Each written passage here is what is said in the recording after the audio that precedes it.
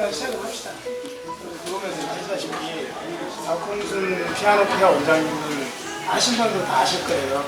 그리고 뭐 새로운 분도 있으시고, 근데 우리 명강의의 박홍순 원장님, 자, 박수로 맞아야겠습니다.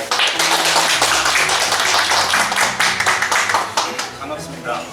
제가 다리가 아파서 일단은 일단 그만 보고 말씀하시라고요.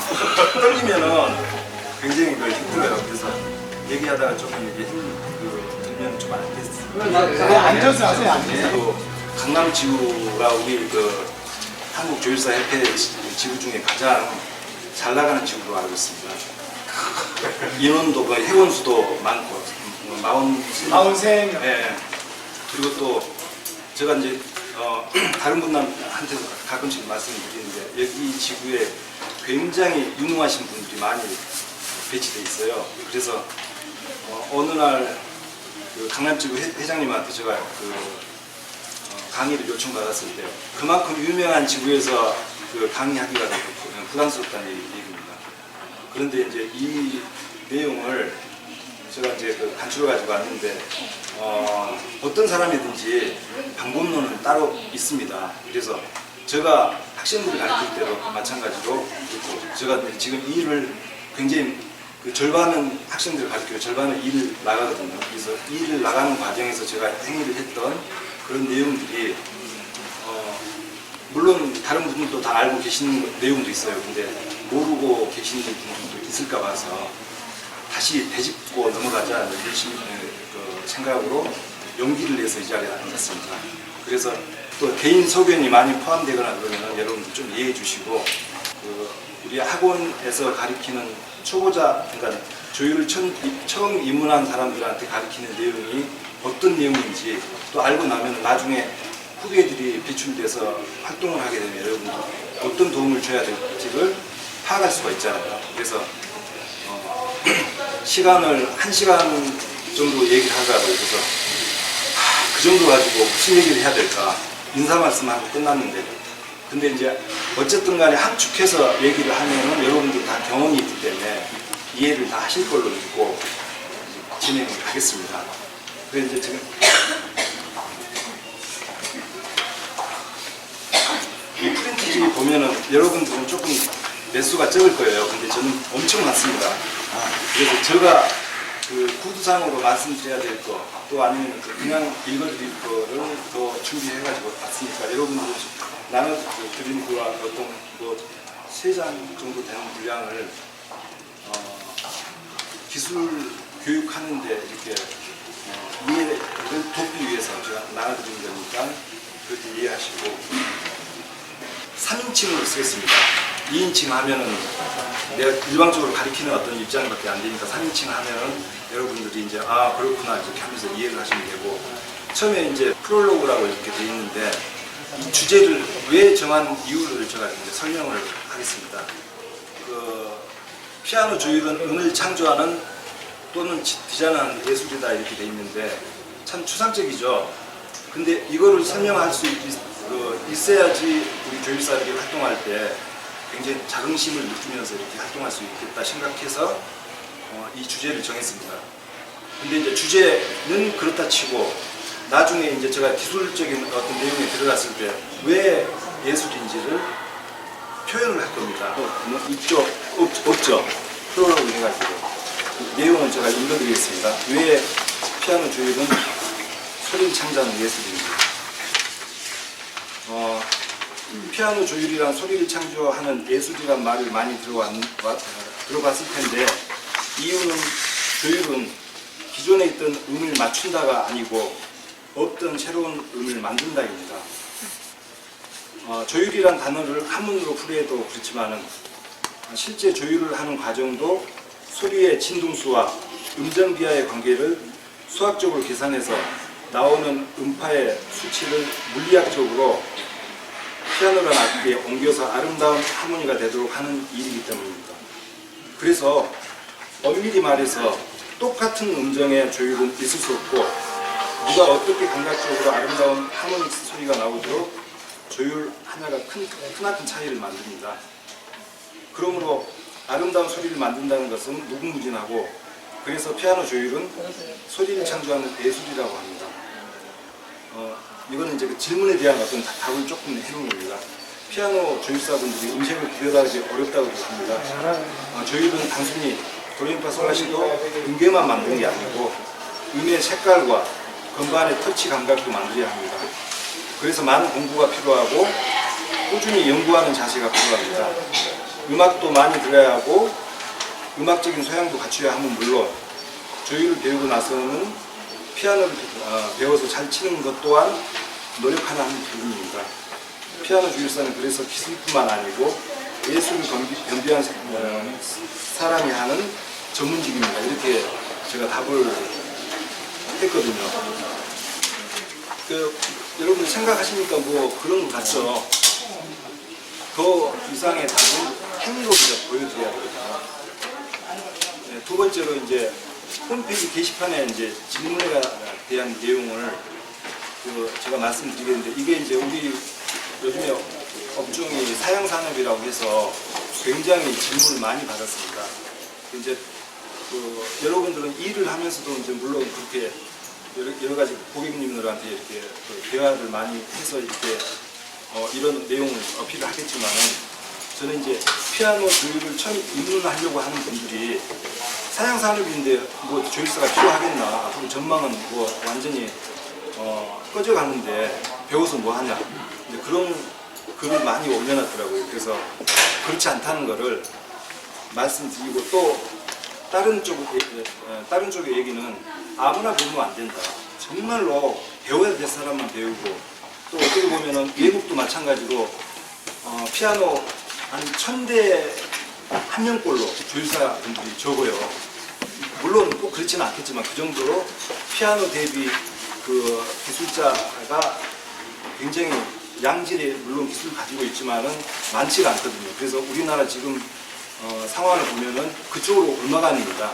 그래서 기술만이 살아남는다 이런 어떤 내용으로 지금 가고 있는데 그런 내용을 잠깐 이렇게 제가 옮겨놨습니다.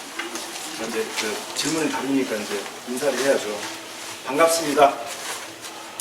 현재 조율사분들의 연령층을 보면은 40대에서 70대가 주류로 이루고 있고 20대, 30대는 거의 없다고 보면 됩니다. 물론 있지만 거의 없다고 이제 표현을 했습니다. 조율을 배우는 과정에서 음악과는 전혀 무관합니다. 배우고 나서 필드에 활동했을 때는 마케팅 차원에서 음악을 전공한 사람이 많이 유리하겠죠. 피아노 보급 역사를 보면은 생산국가 어느 나라든지 약 30에서 50년은 부흥기로 있다가 그 후에는 쇠퇴기로 접어듭니다. 이유는 피아노 한 대가 생산되어 소비되어 소멸될 때까지 약 50에서 100년이 걸립니다. 그러니 몇십 년 지나면은 보급률이 포화 상태되고 생산해서 판매할 수 있는 시장이 없어지게 되어 자연스레 사양길에 접어들게 됩니다. 피아노 역사가 1709년도 이태리에서 처음 개발되어 독일, 프랑스, 영국 등등 유럽 선진국에서 생산되어 부흥기를 맞다가 그 후로 미국에 전파되어 마침내는 일본으로 상륙돼 우리나라에까지 생산하게 됐습니다. 전부 선진국에서 생산했는데 유일하게 후진국이었던 우리나라에서 1960년대 초반에 경제개발 5개년 계획, 국가 시책에 부응하기 위해 국가 차원에서 후원을 받아 생산량, 수출량, 각 가정의 보급률까지 세계 1위를 하게 됩니다. 그때가 피아노 산업의 부흥기라 할 수 있는데 대략 70년대 후반부터 2000년대 초반이라고 보면 됩니다. 지금은 우리나라에 피아노 공장이 없습니다. 사용하는 층이 많이 없어진다 해도 음악을 풀이하는 이상 악기의 제왕 피아노는 영원히 존재할 것입니다. 그러면 조율 시장은 어떠한가 궁금하시죠? 현재 각 가정이나 연주원이나 교회, 관공서, 학교 등에 보급되어 있는 피아노 연식이 평균 30년 정도 된다고 하는데 지금이야말로 그 고난도의 기술의 조율이 필요할 때입니다. 바꿔 말하면은 우리나라 피아노 생산 산업은 쇠퇴기에 접어들었지만은 고급 기술을 필요로 하는 조율 시장은 지금부터 부흥기라고 할 수 있습니다. 지금까지 조율사들이 보통 판매를 전담했기 때문에 각 대리점들이 없어진 다음에는 이제 조율사가 필요 없어졌다는 얘기죠. 물론 그 이후로 이제 프리랜서식으로 활동하신 분들이 이제 기술력이 좋은 분들은 살아남았지만 지금 현재 제가 생각할 때는 많은 분들이 도태했어요. 그게 왜 그러냐면은 제가 조금 요거도 먹일 그 말씀을 조금 하겠습니다. 이게 서양 문화이기 때문에 서양하고 좀 비교를 해봐야 돼요. 근데 서양에서 가장 짧은 기간에 교육시키는 그 기간이 일본을 예를 들었을 때 2년 동안 교육을 시켜요.